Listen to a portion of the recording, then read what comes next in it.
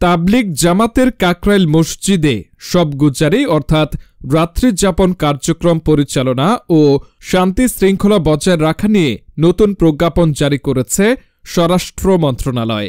উপসচিব ড মোহাম্মদ আব্দুল সালাম স্বাক্ষরিত এক প্রজ্ঞাপনে আরও বলা হয়, মাওলানা মোহাম্মদ জুবায়ের ও মাওলানা সাদ এর অনুসারীগণ পূর্ব হতে জেলা ও উপজেলায় যে সকল মসজিদে নিজ নিজ তাবলিগ জামাতের কার্যক্রম পরিচালনা করে আসছে, শান্তি শৃঙ্খলা রক্ষার্থে বিবদমান পক্ষদ্বয় সংশ্লিষ্ট মসজিদে তাদের কার্যক্রম অব্যাহত রাখার জন্য নির্দেশক্রমে অনুরোধ করা হল।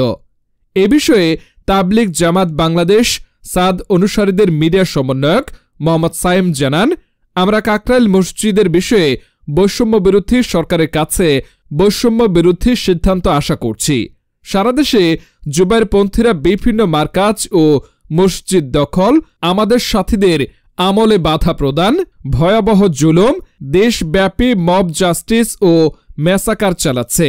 আমরা আশা করছি এই প্রজ্ঞাপনের দ্বারা এই বিষয়টি দ্রুত সমাধান হবে।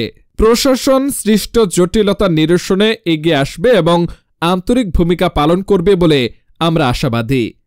জুবায়েরপন্থীদের অনুরোধ করব, দেশকে অস্থিতিশীল করতে ও ধর্মীয় ভ্রাতৃঘাতী সংঘাতের পথ থেকে আপনারা ফিরে আসুন। তাবলিগের সাথে এসব বেমানান, ইসলামকে আর ছোট করবেন না।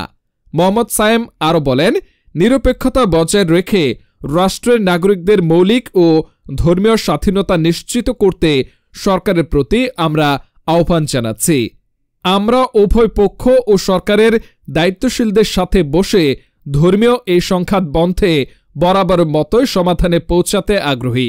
পাশাপাশি তাবলিগের শীর্ষ মুরব্বীদের নামে মিথ্যা মামলা প্রত্যাহার ও অন্যায়ভাবে গ্রেপ্তার হওয়া তাবলিগের শীর্ষ মুরব্বী শাইখুল হাদিস মাওলানা জিয়া বিন কাশেম ও মুফতি মুআজ বিন নূরের নিঃশর্ত মুক্তি আশা করছি।